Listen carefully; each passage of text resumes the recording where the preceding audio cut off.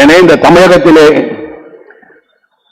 இரண்டாவது உலக மகா யுத்தத்திலே எப்படி சர்ச்சிலும் ஜோசப் ஸ்டாலினும் கை கொடுத்தார்களோ, ரூஸ்வெல்ட்டும் கை கொடுத்தார்களோ, அதை போல யார் நமக்கு நம்முடைய நலனுக்கு பாதகமாக இருக்கிறார்களோ அவர்கள் ஆட்சி பீடத்தில் அமரக்கூடாது. நமக்கு யாரு சாதகமாக இருக்கிறார்களோ, தளபதி தலைமையில் இருக்கின்ற இவர்கள் சாதகமாக இருக்கிறார்கள் என்று சொல்லும் பொழுது நாம் தளபதியை ஆதரிக்க வேண்டும், திராவிட முன்னேற்ற கழகத்தையும் ஆதரிக்க வேண்டும்.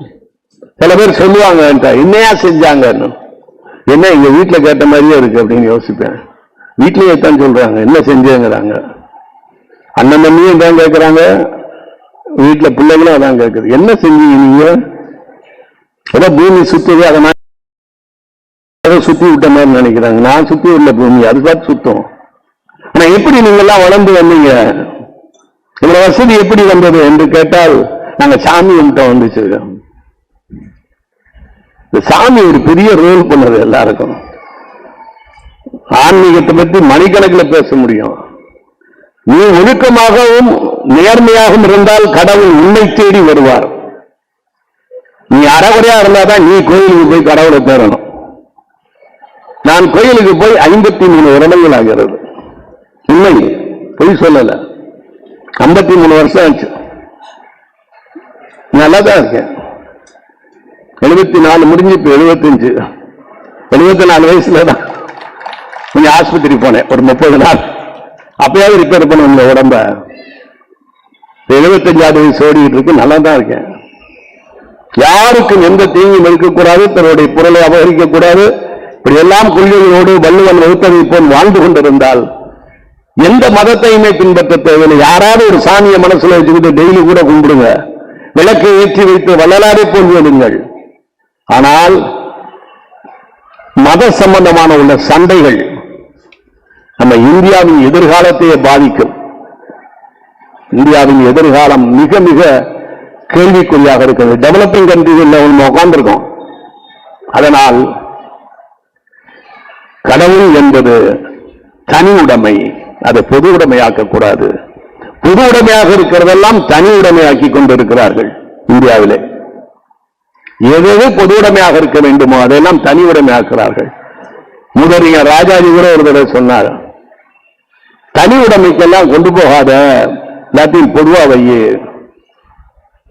என்று சொன்னார். அதனால நம்முடைய நாட்டிலே நாட்டுப்பற்று, மொழிப்பற்று, இனப்பற்று இவைகளெல்லாம் பாசிசத்தை நோக்கி ஓடிக்கொண்டிருக்கிறது. நான் கவனித்துக் கொண்டிருக்கிறேன். ஜாதி, மதம், இனம், மொழி, கட்சி இவைகளில் சார்ந்து நாம் ஒருசாரராக எந்தவித நீதி நியாயமற்ற நிலைமையிலே அடுத்தவங்களை திட்டுறாங்க. எப்படி திட்டுறாங்கன்னே தெரியல. என்ன வேகமா பேசுறாங்க. நான் கூட வேகமா பேச முடியும். வீரபாண்டிய கட்டம் இல்ல, சிவாஜி என்ன மாதிரி கத்த முடியும். அதனால அது இதயத்துக்கு அவ்வளவு வீக்கு. மக்கள் தலைவர் எம்ஜிஆர் சொன்னாரு, அவர் சத்தம் போட்டே பேச மாட்டார். பாத்துறீங்களா? எம்ஜிஆர் சத்தம் போட்டு பேச மாட்டார். அவருக்கு கொஞ்சம் பயம். இதயம் எப்படி பாதிக்கும் சொல்லு. நம்ம எவ்வளவு பேசுறோமோ அவ்வளவு இதயம் பாதிக்கும். ஆனால் இருந்தாலும் எதிரியை திட்டும்பொழுது அவங்களுக்கு தெரியவே இல்லை. எதிரி என்று நினைத்துக் கொண்டு எதிர்கட்சிகளை கண்டபடி பேசுகிறார்கள். நாகரிகம், பண்பாடு இல்லாமல் நடந்து கொள்கிறார்கள். அந்த நாகரிகம் பண்பாடுடைய மொத்த உருவமே தளபதி அவர்கள். என்ன பண்பாடு? எங்கிருந்து கற்றுக்கொண்டார்? அண்ணாவிடம் இருந்து கற்றுக்கொண்டாரா? எம்ஜிஆரிடம் இருந்து கற்றுக்கொண்டாரா? இல்ல கலைஞருடைய ஜீன் இருந்து வந்ததா? பெரியாரிடம் கற்றுக்கொண்டாரா? ஏன்னா அவர் பார்க்காத அரசியல் தலைவர்கள் இல்லை, அவர் நெருங்கி பழகாத அரசியல் தலைவர்கள் இல்லை. எல்லோருடன் உணர்ந்து இருப்பார், பழகி இருப்பார். ஆனா எல்லாத்தையும் சிந்தசைஸ் பண்றதுங்கிறது ரொம்ப கஷ்டமான விஷயம். மேம்போக்கா பார்த்துட்டு போயிடலாம், ஆனா சிந்தசைஸ் பண்றது ரொம்ப ரொம்ப கஷ்டம். அவர் அதையெல்லாம் உள்வாங்கி இருக்கிறார். அனைத்து நல்ல குணங்களையும் தனக்குள் வசீகரித்துக் கொண்டு தனித்து விளங்குகின்ற ஒரு ஒப்பற்ற மனிதர் தளபதி ஸ்டாலின் அவர்கள், முதல்வர் அவர்கள். அந்த பேரையே நம்ம ரொம்ப ரசிப்பேன். கலைஞர்கிட்ட சொல்லியிருக்கேன், இந்த பேர் எனக்கு ரொம்ப கம்பீரம். செகண்ட் வேர்ல்டு வார் ஹீரோ, ஃபியூச்சர்ல தளபதி அவர்கள் சிஎம் ஆவார் அப்படின்னு அவர்கிட்ட சொல்லியிருக்கேன். தளபதி கிட்டே இந்த பேருக்கு ஒரு பெரிய அட்ராக்ஷன் இருக்குது. பேரு நேம் இந்த வைப்ரேஷன் எடுத்து படிச்சீங்கன்னா தெரியும். அந்த அளவிற்கு ஒரு ஒப்பற்ற மனிதர். காலை உணவு போட்டது, மதிய உணவு, பெண்களுக்கு பஸ்ல போறது, அது நம்ம கஷ்டப்பட்டு பார்த்தாதான் தெரியும். நாங்கெல்லாம் சின்ன பிள்ளையா இருக்கும்போது பஸ் காசு 5 பைசா 10 பைசா தேடிக்கிட்டு பஸ்ல ஏறுவோம். இன்னும் சொல்ல போனா நான் ட்ரிபிள்கேல டீச்சரா இருக்கும்போது சபைய தியேட்டருக்கு வரும்போது பஸ்ஸுக்கு பார்ப்பேன் 2 பஸ் முடியலன்னு நடந்தே சபைய தியேட்டர் வந்துருவேன். அந்த வந்த காசுக்கு டீ குடிச்சிருவேன். கையில ஒரு புத்தகம் எடுத்துட்டு போவேன். கியூல நிற்பேன் ஆங்கில படத்துக்கு. அங்க போய் டிக்கெட் எடுக்கிறதுக்குள்ள 50 பேஜ் படிச்சிருவேன். எனவே இந்த 70வது பிறந்த நாள் விழாவிற்கு இன்னைக்கு சேகர் பாபு சார் அழைத்ததுக்கு ரொம்ப நன்றி. இன்னைக்கு இருக்கக்கூடிய தளபதி முதல்வர் அவர்களை பல கிண்டல் பண்ணாங்க எல்லாரும் யூடியூப்ல. என்ன ஆச்சு?